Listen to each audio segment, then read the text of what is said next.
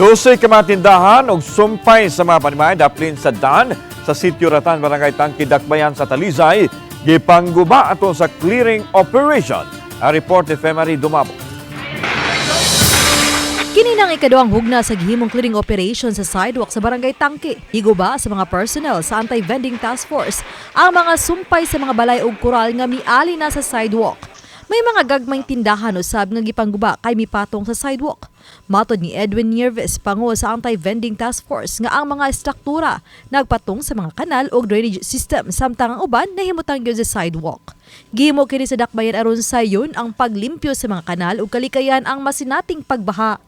Usag yun sa concern sa barangay chairman o ang kapitan dito, kunya sigun po sa kuha nga site inspection, kasagaran yun sa mga balay dito, doon na extension ng mga tindahan ba, nga maui ang gangato ang kanal, ilang kupahan sa mga tindahan, nga ino na natong plugin din ito makapanlimpyo.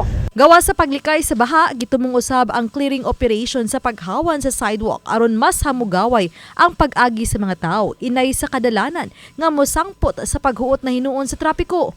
Sa paghawan sa lugar, mas sayo na usab ang pagsud gawa sa mga emergency vehicle nga motubag sa mga alarma sama sa sunog. Napahibaw na sa ilang buhatan ng apektadong mga tao pipila ka adlaw sa wa pa ipahigay ng clearing operation. Mamahimo ra hinuon kuhaon o gamiton sa mga tao nga nag-iya sa nagubang bahin sa panimay o tindahan aron ila pang kapuslan. May mga balay nga konkreto nga gikinahanglang balikan pa sa taga Anti-Vending Task Force.